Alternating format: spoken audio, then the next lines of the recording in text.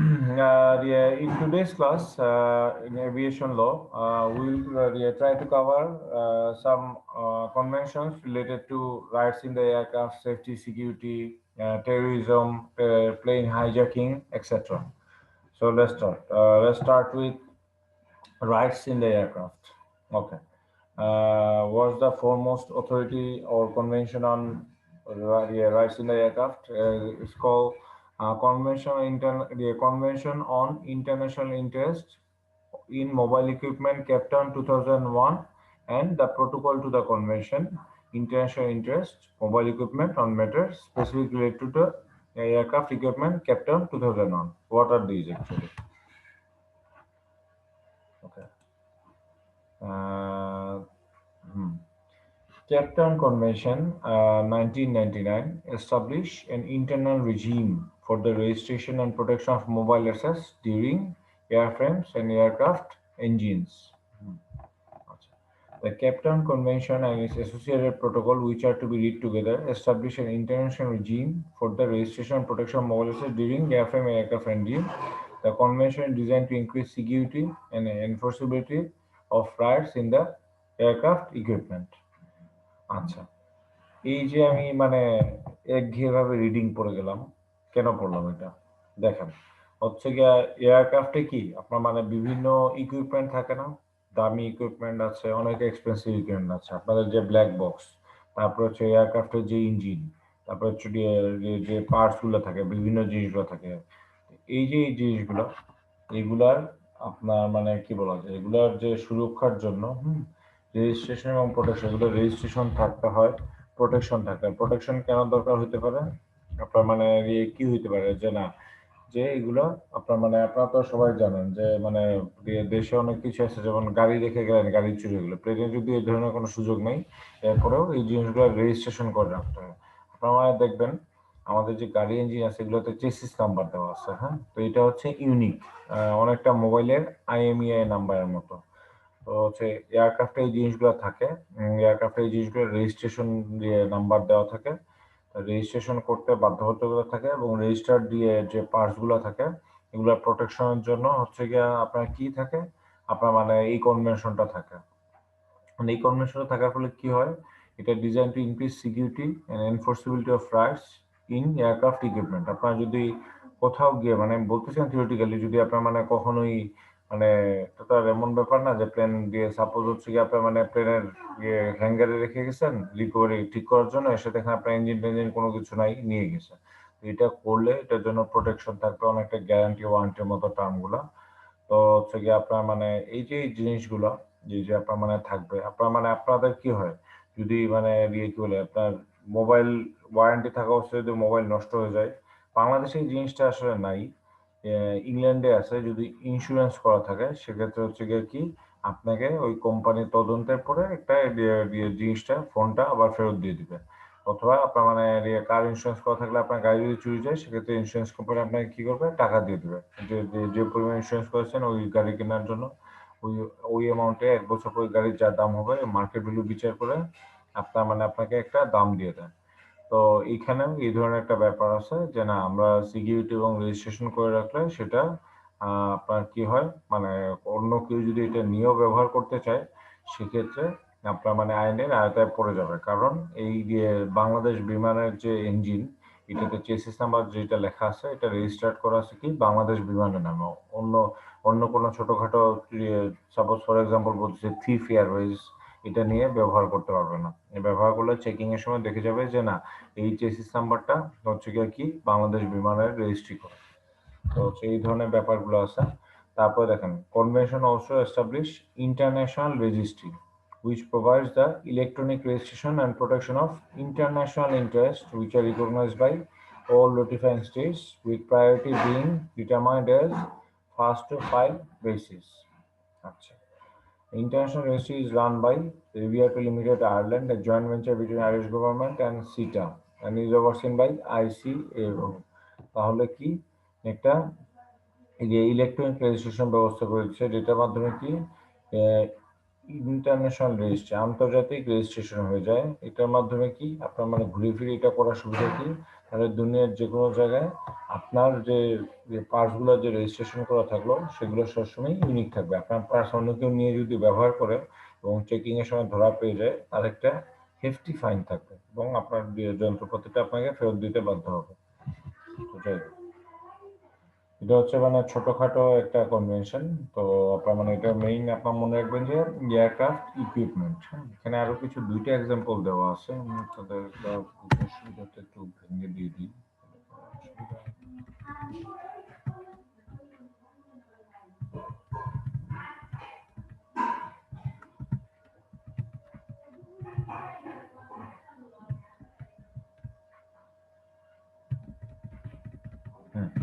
আচ্ছা, দেখেন হচ্ছে গিয়ে আপনার মানে এয়ার ফ্রেম কি, তারপরে হচ্ছে গিয়ে আপনার মানে এয়ারক্রাফট ইঞ্জিন। এই দেখেন ইঞ্জিনটাই হচ্ছে আসলে সবচেয়ে মানে one of the expensive thing. আর এয়ার ফ্রেম কি, আপনার যে প্লেনের যে বডিটা, আপনার মানে এটা তো অনেক ডিজাইন করে বানায়, কারণ হচ্ছে গিয়ে যে ডানাটা একদম মাপ যা করে সুন্দরভাবে বানাইতে হয়। এর ফলে না হলে কি হয়, মানে প্লেন আকাশে থাকতে পারে না। আপনার একটা জিনিস মনে রাখবেন, অনেক সময় ইঞ্জিন বন্ধ হয়ে গেলেও প্লেন কিন্তু আকাশে গ্লাইড করে অনেকক্ষণ যাইতে পারে, কারণ এটার যে ডানা থাকে, ডানার কারণে আকাশে ভেসে যায়। প্লেনের ডিজাইনের কারণেই কিন্তু প্লেনটা আসলে উঠতে পারে। কারণ একটা কথা কি, প্লেনের যে ইঞ্জিনটা কিন্তু কি করে, ইঞ্জিনটা হচ্ছে পেছন থেকে একটা ধাক্কা দেয়। হ্যাঁ, তো সেটা কিন্তু মানে সোজা একটা ধাক্কা দেয়, কিন্তু ডানার ফ্ল্যাপ বলে এটাকে, ফ্ল্যাপ উঁচানামা করে এগুলোকে হচ্ছে প্লেনটাকে উপরে উঠানো। প্লেন কিন্তু জাস্ট গাড়ির মতো সোজা চলতেছে, কিন্তু অনেক বেশি স্পিডে অনেক জোরে চলে এটা। এই প্লেনের ডানা দিয়ে আপনার আকাশে ওঠানো নামানো এগুলো কন্ট্রোল করা হয়।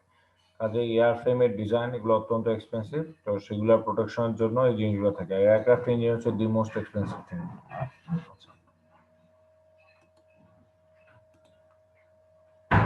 তারপরে আসেন সারফেস ড্যামেজ। এটা আপনাদের অন্য ক্লাসে যদি বলতেছিলাম, আপনার মানে একটু সামান্য একটু ধারণা দিয়েছিলাম মন্ট্রিয়াল কনভেনশনে। আসেন একটু জিনিসগুলো একটু বুঝে নিই আজকে। হ্যাঁ, তো হচ্ছে কি আপনার মানে কনভেনশনটার নামটাই অনেক বড়, মানে ভিড়মি খেয়ে যাওয়ার মতো অবস্থা। এটা পুরো নামটা হচ্ছে, শর্টকাটে আমরা বলি রোম কনভেনশন 1933, বাট এটা পুরো নামটা হচ্ছে the convention on the unification of certain rules related to damage cause by aircraft to third parties on the surface. এবং এরপরে কোনটা আসছে, কি বলে আপনার মানে আরেকটা কনভেনশন যেটা আছে সারফেস রিলেটেড জন্য রিলেভেন্ট, যেটা এটা হচ্ছে the Rome convention on damage cause by foreign aircraft to third parties on surface, Rome 1952। এই দুইটা কনভেনশন আছে সারফেস ড্যামেজের জন্য। এখন আপনাদের মানে মনে প্রশ্ন আসতে পারে, স্যার এখানে থার্ড পার্টি বলতে কি বোঝাচ্ছেন, আর হচ্ছে গিয়া সারফেস ড্যামেজ বলতে কি বোঝায়? সারফেস ড্যামেজ হচ্ছে কি, মানে আমি মনিরুজ্জামানকে দিয়ে উদাহরণ দিচ্ছি। মনিরুজ্জামান, আপনার দেশের বাড়ি কোথায়? হবিগঞ্জ স্যার। হবিগঞ্জে। হবিগঞ্জে কোন এলাকায়? খালি এলাকার নামটা বলেন, আর কোনো কিছু না। হবিগঞ্জের বাহুবল। বাহুবল, খুব সুন্দর জায়গা। বাহুবল আপনাদের মানে আপনাদের বাহুর জোর বেশি, তাই বাহুবল নাম দিয়ে দিচ্ছে। আচ্ছা, খুব সুন্দর, আই লাইক ইট। আচ্ছা, এখন মনিরুজ্জামানের খুব সুন্দর একটা ফার্ম হাউস আছে, অনেক সুন্দর করে সে গড়ছে। এখান থেকে সে গরিব বাচ্চাদের প্রত্যেক মাসে অথবা প্রত্যেক সপ্তাহে একবার করে সে প্রচুর খাওয়ায়। তো সেটাতে প্রফিটটা খুব ভালো। আর মনিরুজ্জামান দাতব্য কাজও করে। একদিন মনিরুজ্জামান এই শখের মানে প্রায় আপনার মানে 5 একর জমির উপর এস্টাবলিশ করে ফার্মের উপরে কি হলো, আপনার মানে কি বলে জেট এয়ারের প্লেনটা এসে আছাড় খেয়ে পড়ে গেল।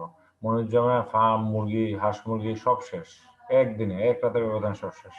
মানে প্লেনের জন্য এই জায়গা ড্যামেজ করার কোনো ব্যাপার নেই, একদম মেইন সেন্টার যেখানে হাঁস মুরগি রাতের বেলা হয়, ওইখানে রাত 2টার সময় প্লেনটা আছাড় খেয়ে ধুম করে পড়ে গেল।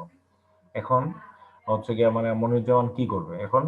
দেখেন এখানে সার্ভিস ড্যামেজে কি হয়, প্লেনের জন্য মনিরুজ্জামান হচ্ছে থার্ড পার্টি। ফার্স্ট পার্টিকে প্লেন যেটা চলতেছে ওইখানে এয়ার ক্রু প্যাসেঞ্জার তারা হচ্ছে একটা পার্টি। আর এয়ারলাইন অথরিটি বাংলাদেশের ঢাকা আন্তর্জাতিক বিমানবন্দরে ল্যান্ড করবে, তো হচ্ছে গিয়ে ঢাকা আন্তর্জাতিক আরেকটা পার্টি। কিন্তু মনিরুজ্জামান হচ্ছে কোনোভাবেই এয়ারলাইনের সঙ্গে রিলেটেড না, কাজেই সে হচ্ছে থার্ড পার্টি। কারণ এই যে মনিরুজ্জামান যে ড্যামেজ করে দিয়ে দিল, মনিরুজ্জামান কি হবে, মানে বিচার তো চাইতে হবে। বিচার চাইলে কি বলে এই রোম কনভেনশন অনুযায়ী চাইতে হবে যে না, আমার এত বড় ক্ষতি করছো, এখন তোমরা ক্ষতিপূরণ দাও। মনিরুজ্জামান মামলা করবে কি কোথায় আপনার মানে বাংলাদেশে এভিয়েশনের মামলাগুলো আপনি ক্ষতিপূরণের মামলা লোয়ার কোর্টেই করবেন, ঠিক আছে, জয়েন্ট ডিস্ট্রিক্ট জাজে, ঠিক আছে, কিন্তু এরপরে মামলাটা কোথায় যাবে সেটাই দেখার ব্যাপার। আচ্ছা, কি বলে আপনার মানে কি বলে এই যে আপনার মানে দুইটা কনভেনশনের কথা আমরা পড়াচ্ছি, এই দুইটা কনভেনশন হচ্ছে এই সিনিয়রতে কাজে লাগে। হ্যাঁ, সারফেস ড্যামেজ আপনার মানে আকাশের ড্যামেজ, আকাশে যদি প্লেনটা মানে মনুজ্জামানের ফার্মের উপরের আকাশে যে প্লেনটা যে বিশ্বটা গুড়া গুড়া হয়ে গেল, মনুজ্জামান এখানে কয়েকটা ধুলা পড়লো, হ্যাঁ, কিংবা হয়তো সামান্য কয়েকটা গুড়া পড়লো, এটা একটা মুরগির হয়তো একটু অ্যালার্জি হয়ে গেলো, চুলকানি হয়ে গেলো, সামথিং লাইক দ্যাট, তো কোনো কিছু ড্যামেজ হলো না, কিংবা একটা মুরগি মারা গেল, হ্যাঁ, তো কি বলে সেক্ষেত্রে মানে কোনো কিছু মানে ছোট একটা টুকরা উড়ে এসে পড়লো, সেটা আকাশে যদি ড্যামেজ দিয়ে ধ্বংস হয়ে যায় এটা নিজে নিজে, কাজে এটাতে মনুজ্জামান অর্থাৎ থার্ড পার্টি কোনো ড্যামেজ হয়নি। তো এখন হচ্ছে কি আপনার মানে এই যে থার্ড পার্টি যে ড্যামেজ হইলো না, সেক্ষেত্রে এটা আসবে না, একমাত্র সারফেস ড্যামেজ মানে মাটিতে এবং মাটির উপর যে স্থাপনাগুলো আছে এগুলো যদি ড্যামেজ করে তখন এই রোম কনভেনশনটা আসবে। কোনটা কোনটা? রোম কনভেনশন 1933 আর রোম 1952, এই দুইটা হচ্ছে কনভেনশন আসবে। আচ্ছা, কি বলে আপনার মানে কি বলে এই যে এখানে মানে বলতেছে, এটা আমি আপনাদের যা বলতেছি, system liability aircraft or part in the event of aircraft or flight of person objects falling from aircraft causing damage property on the ground. আচ্ছা, দিয়ে আপনার মানে মানুষও যদি মারা যায়, মনুজ্জামানের যদি কোনো ক্ষতি হয়ে যায় অথবা তার পরিবারের কারণে ক্ষতি হয়ে যায় কিংবা তার প্রপার্টি যদি ড্যামেজ হয়ে যায়, সেক্ষেত্রে হচ্ছে কি আপনার এই জিনিসটা আসবে। আচ্ছা, এই রোম কনভেনশনটা কাজে আসবে। আচ্ছা, এটা কি হইতে পারে আপনার মানে event of the aircraft in flight or in person or person object falling from aircraft. হ্যাঁ, আপনার মানে কি বলে অনেক সময় কি বলে আপনার মানে আছে ফ্লাইটের সময় ধরেন আপনার মানে কি একজন প্যারাশুট দিয়ে নামতেছে, হ্যাঁ, দিয়ে আপনার মানে জীবন বাঁচানোর জন্য ঝাঁপ দিছে, প্যাসেঞ্জার হচ্ছে প্যারাশুট দিয়ে নামতেছে, পড়লো তো পড়লো একদম হচ্ছে কি আপনার মানে আরেকজন মানুষের উপর পড়ে গেল, ওই লোকটা আপনার সিরিয়াসলি আহত গেলো অথবা মারাই গেল, উপর থেকে পড়ছে অনেক জোরে মানে লেগে গেছে। তো এটা খুবই কাল্পনিক একটা জিনিস, সাধারণত মানে মানুষ এইভাবে পড়ে না প্যারাশুট নিয়ে। তো মানে জিনিসপত্র হয়তো পড়ে যেতে পারে, সাপোজ বিমানের চাকা খুলে পড়ে যেতে পারে, চাকা যদি এত উপর থেকে পড়ে এটা ওজন অনেক ভয়াবহ থাকবে। একটা জিনিস মনে রাখবেন, যত উপর থেকে যে জিনিস হচ্ছে কি আপনার মানে যদি 5 কেজি জিনিস হয়, ওটা যদি অনেক উপর থেকে পড়ে, এটা যে আঘাতটা দিবে এটা মানে 1 টন ট্রাক এসে আপনাকে এত জোরে আঘাত দিতে পারবে না, বিলিভ মি, এটা যত উপর থেকে পড়বে এটার কি বলে বেগ অত বাড়তে থাকে, এটা হচ্ছে খুব ভয়াবহ হয়ে যায়।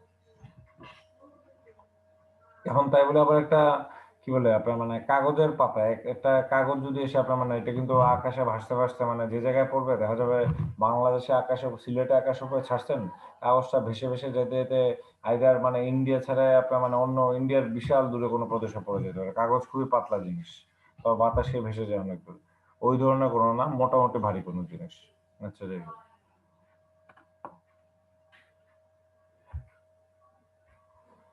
এটা আপনার মানে কথাবার্তা একই, সব জায়গায় একই কথাবার্তা বলতেছি। আপনার মানে কি বলে আপনার মানে ইন্স্যুরেন্স রিকোয়ারমেন্ট কি আপনার মানে কি বলে, আচ্ছা এখানে একটা জিনিস বলা আছে যে আপনার লায়াবিলিটি কিভাবে ড্যামেজ করা হয়। তো লায়াবিলিটিটা হচ্ছে গিয়া মানে পার অকারেন্স এবং by reference to the weight of the aircraft, মানেটা কি?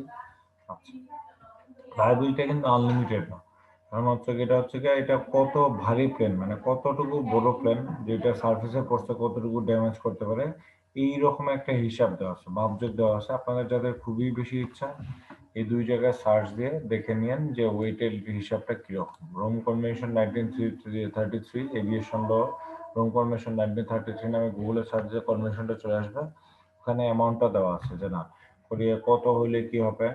তার মানে অনেক কমপ্লিকেটেড, কনভেনশনটা হচ্ছে অনেক কমপ্লিকেটেড, বাট আপনাদের বেসিক ধারণা দেওয়ার জন্য যাতে আপনার মানে কনভেনশনের নাম শুনে বলেন যে না এটা কি, এটার নামটা আমরা শুনিনি, এটা যাতে আপনার মানে বলে এটা যাতে আপনাদের এই ধরনের দ্বিধা বিভ্রান্তি অথবা অজ্ঞতার কারণে না জেনে অ্যাভয়েড করে যাবেন এইরকম না, জেনে রাখেন যে হ্যাঁ সার্ফেস জমা যদি কোনো লোয়ার লাইফে যদি ওই ধরনের কোনো সার্ফেস ড্যামেজ সিনারিও আসে তখন look for the Rome convention of 1933 and 1952। আচ্ছা, তো হচ্ছে কি আপনার মানে এই যে দুইটা কনভেনশন আপনার মানে বলে আপনার কি বলে কি বলে আপনার মানে ইন্স্যুরেন্স রিকোয়ারমেন্টের একটা ব্যাপার এখানে চলে আসছে। ইন্স্যুরেন্সের রিকোয়ারমেন্টটা কিভাবে চলে আসছে, এটা হচ্ছে কি আপনার মানে মন্ট্রিল কনভেনশন এখানে কেন আসছিল জানেন? আপনার মন্ট্রিল কনভেনশন এখানে আপনাদের গত ক্লাসে যে পড়াইছিলাম, কারণ হচ্ছে কি এগুলা এই যে কনভেনশন রোম কনভেনশন এগুলাতে অ্যামেন্ডমেন্ট আসছে হচ্ছে মন্ট্রিল কনভেনশন 1978 কিছু কিছু পার্ট মন্ট্রিল কনভেনশন এমেন্ড করছে, এই কারণে গত ক্লাসে আপনাদের এই জিনিসটা চলে আসছিল।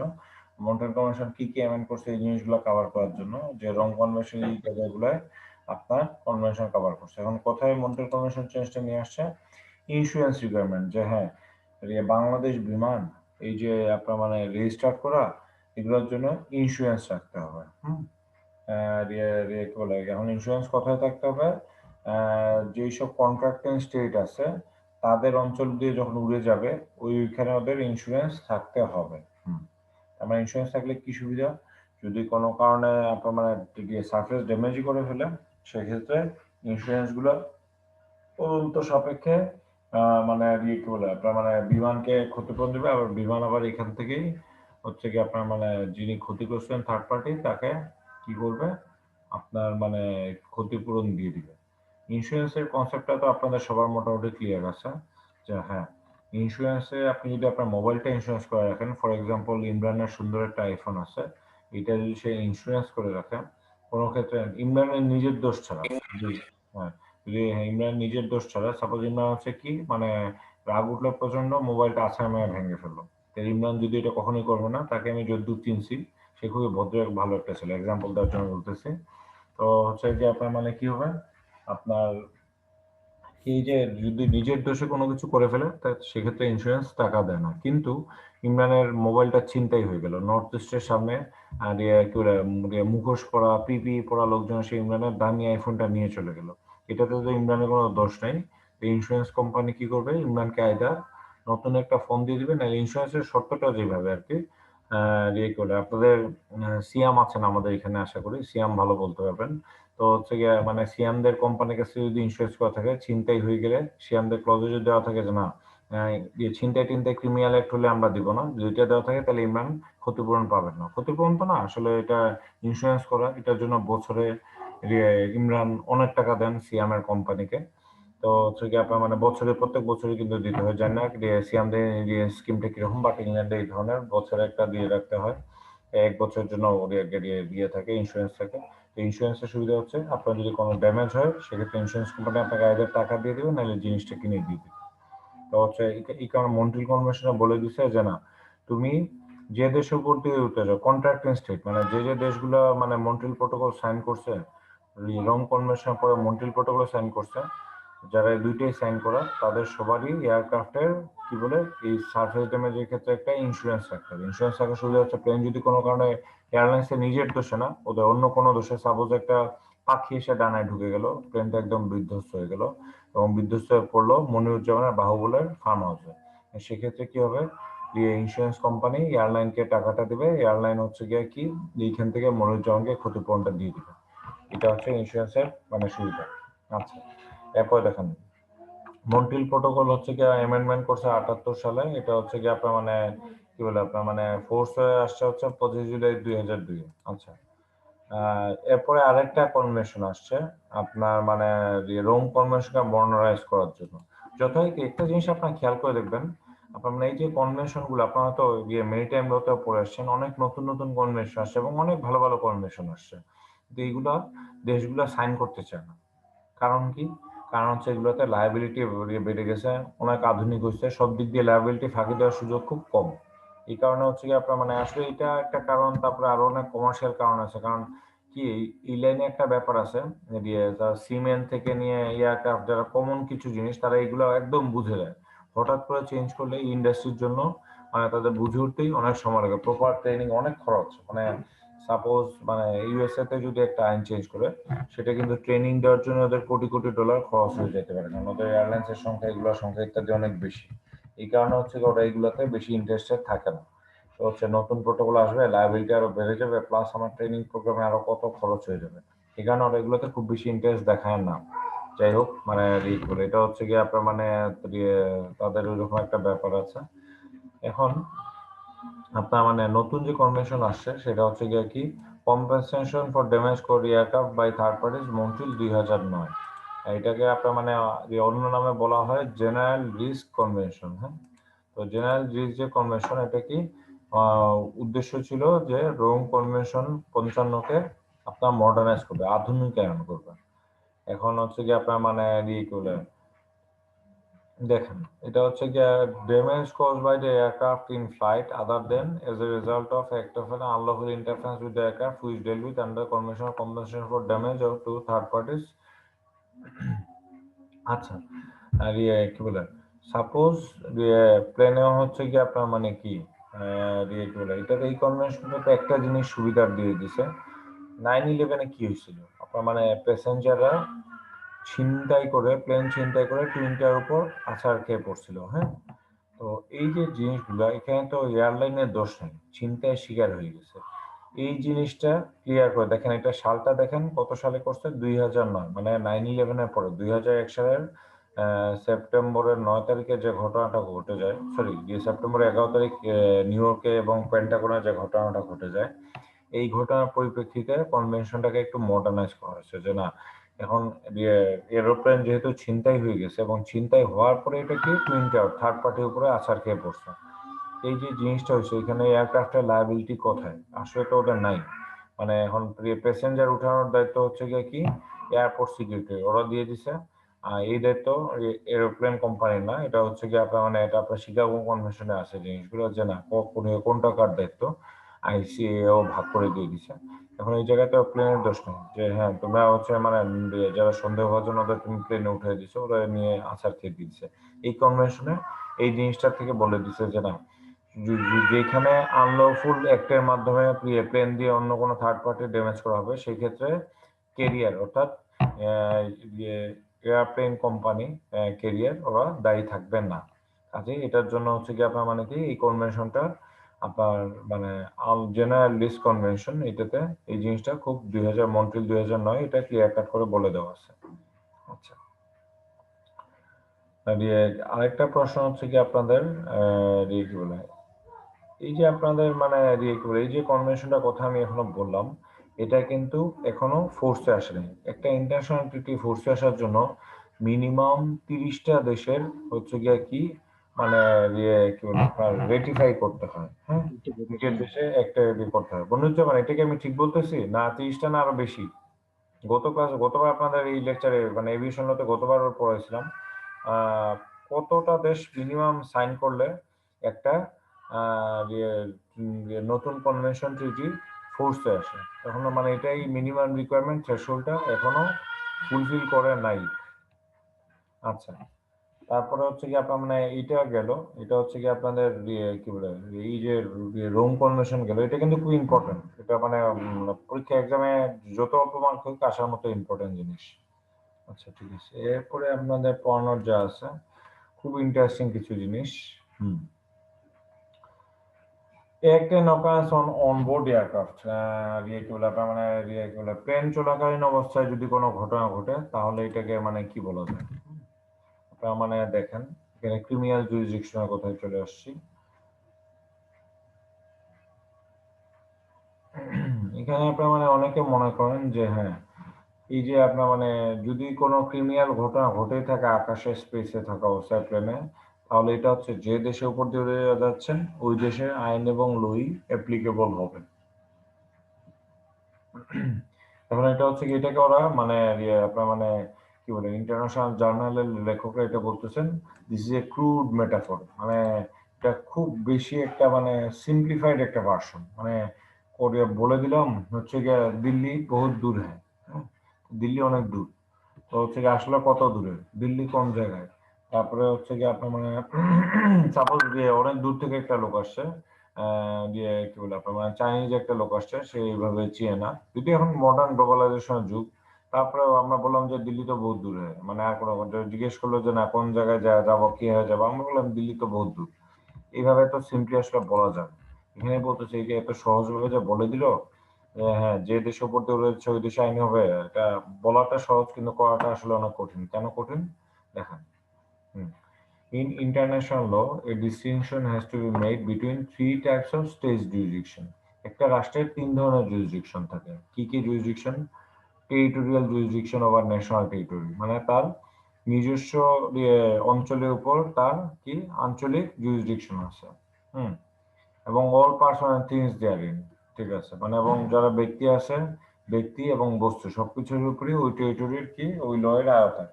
সাপোজ আমরা বাংলাদেশে আছি, আমরা হচ্ছে কি মানে বাংলাদেশের সরকারের আইনের ভিতরে আছে। কারণ যেহেতু আমাদের দেশে স্টেট সিস্টেম নাই, একটু আলাদা আমরা, তো হচ্ছে কি আমরা হচ্ছে মানে সারা দেশে। এই জায়গায় আমেরিকার যদি এক্সাম্পল দিই, আমেরিকার লোকজন কিন্তু কয়েকটা জুরিসডিকশন আন্ডার থাকে। এক হচ্ছে তো তাদের মানে United states of America federal jurisdiction, এটার ভিতরে তারা থাকে। কেউ যদি নিউ ইয়র্কে থাকে, নিউ ইয়র্কের গভর্নর থাকে, নিউ ইয়র্কের স্টেট লর আন্ডারে থাকে। তো হচ্ছে এই যে আইনগুলা, এগুলো তাহলে হচ্ছে আমেরিকার লোকজন একটা মানে দিয়ে লোকজন মিনিমাম দুইটা ল থাকে, যে দুইটা ল এর পার্ট তারা হন। আসলে দুইটা ল বলতে কি ফেডারেল ল এবং স্টেট ল, এই দুইটাই তারা মেনে চলতে হয়। আবার স্টেট ল গুলা নিউ ইয়র্কের যে স্টেট ল, ফিলাডেলফিয়া অথবা উইসকনসিনে, এগুলো আবার একটু আলাদা।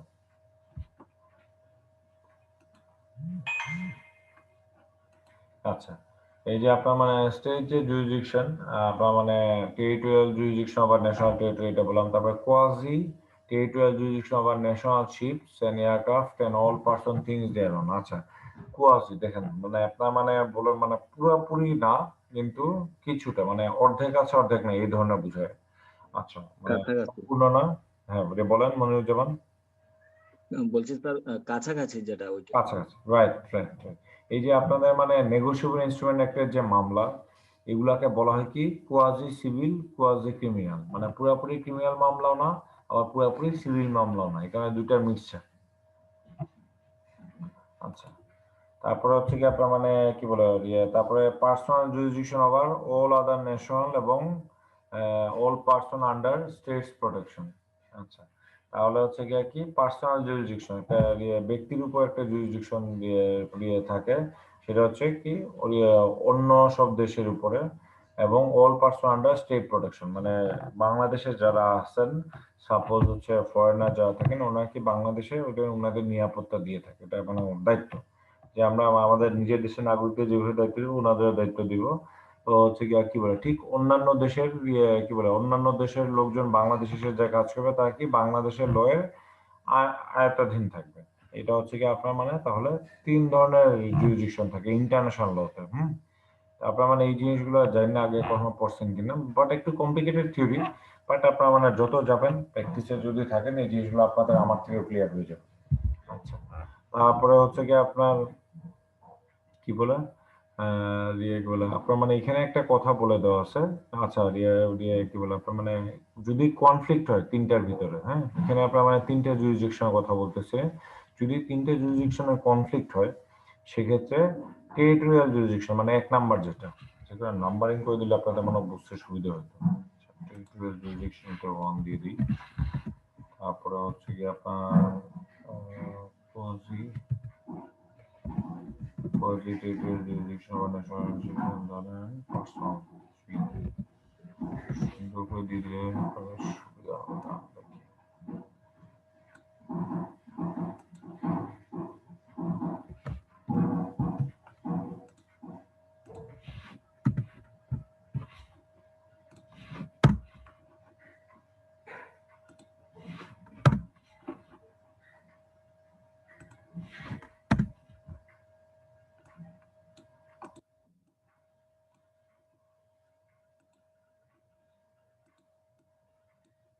আচ্ছা, এই যে এই তিন ধরনের জুরিসডিকশন আছে, যেটা আপনাদের মানে জেনে নেওয়া খুবই বেশি প্রয়োজন। এই তিনটার ভিতরে যদি কোনো কনফ্লিক্ট হয়, সেক্ষেত্রে হচ্ছে গিয়ে কি হবে, কনফ্লিক্ট যদি হয় সেক্ষেত্রে territorial jurisdiction ওভাররাইডস quasi territorial jurisdiction এবং পার্সোনাল জুরিসডিকশন, ওয়াইল কোয়াজি মানে এই সিরিয়ালটা মেনটেন করতে হবে। এটা হচ্ছে গিয়ে এক নাম্বারটা হচ্ছে এক নাম্বারই আদতে এক নাম্বার, এটা উপর দুইটাকেই ওভাররাইড করবে। আবার দুই নাম্বারটা তিন নাম্বারটাকে ওভাররাইড করবে। কাজে এই সিরিয়ালটা একদম পারফেক্ট, আপনারা মানে মাথায় রাখবেন, মানে সুন্দর হবে। আচ্ছা, কি বলে আপনাদের, আচ্ছা ঠিক আছে, এই পর্যন্ত একটু